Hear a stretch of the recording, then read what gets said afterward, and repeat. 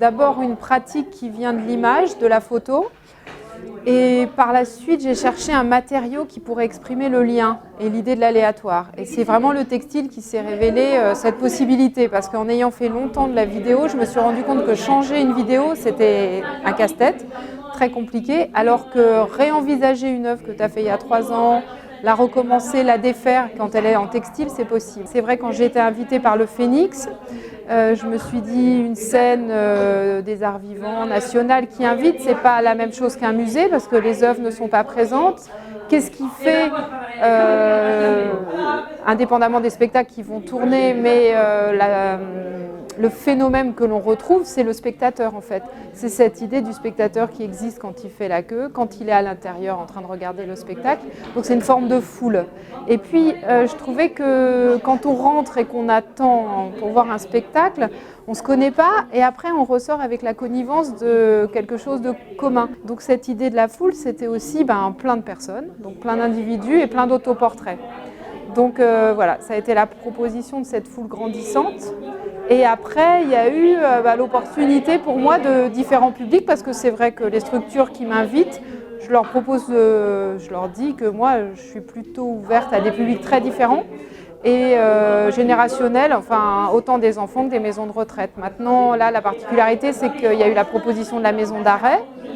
Et c'est vrai que la maison d'arrêt, c'était un public très intéressant parce que c'est un groupe à l'intérieur d'une structure qui redeviendra des gens autonomes quand ils seront sortis de cette structure. Donc ils sont un groupe quelque part et ils font partie de notre groupe aussi.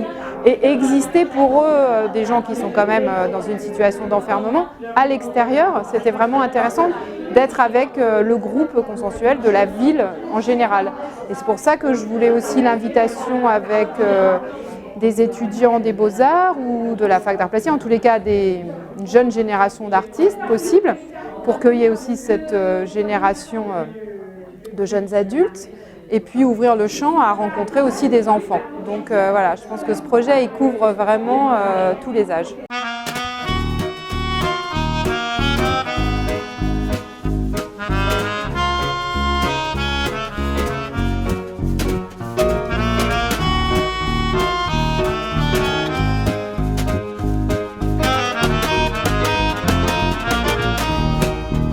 L'idée, c'est de qu'est-ce que vous pouvez faire, qu'est-ce que vous avez envie de faire. La plupart des gens se disent « Ah, moi, le tissu, je ne connais pas » ou je ne sais pas quoi. Pour ce qui est souvent, enfin, qui peut être le cas pour les garçons, mais en fait, pas tellement.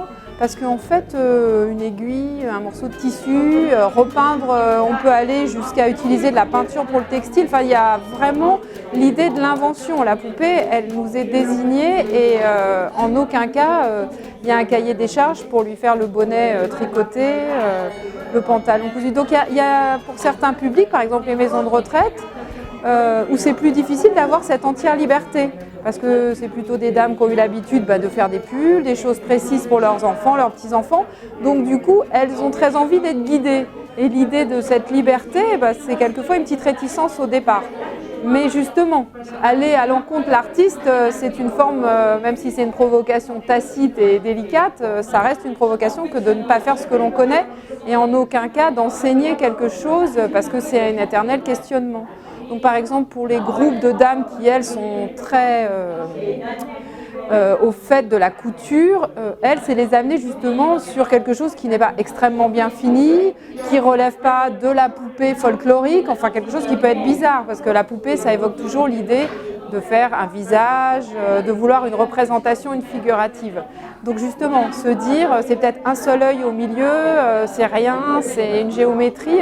Et du coup, à nouveau, ça leur pose question et ça les agace au début. Et après, il y a une satisfaction d'être libre finalement. Chez les enfants, ça va être différent parce qu'au contraire, il va y avoir beaucoup de liberté. Et là, c'est plutôt amené à utiliser toutes les techniques, à prendre le temps parce que bon, chez les enfants, il y a une précipitation. Et c'est vrai que ce médium textile, il faut bien comprendre que c'est le processus qui est important, c'est pas que le résultat. Et que de toute façon, s'il n'y a pas le processus, il n'y a pas de résultat parce que ça ne tient pas.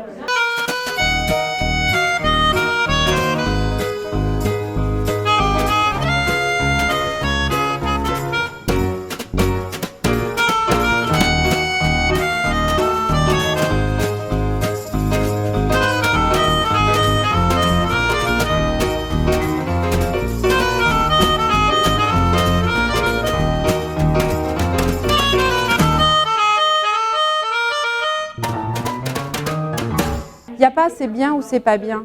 C'est pas le problème. C'est juste peut-être moi je l'aurais pas fait de cette manière-là, ou je ne saurais pas le faire, ou j'en aurais même pas eu l'idée. Mais en tous les cas, ta façon de l'exprimer me permet de me dire tiens c'est marrant, j'aurais pas fait ça. Et de ce fait, effectivement, délie les langues parce qu'il y a une forme.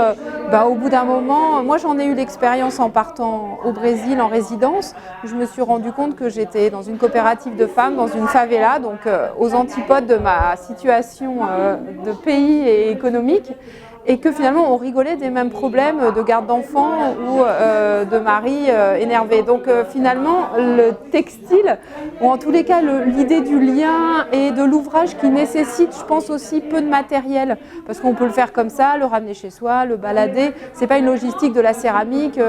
Je pense qu'il y a on peut travailler la terre ensemble et discuter, c'est pas le textile qui permet de discuter, c'est que le matériau est souple et facile à la discussion et à permettre que, au bout d'un moment, on oublie le faire et on devient dans l'échange.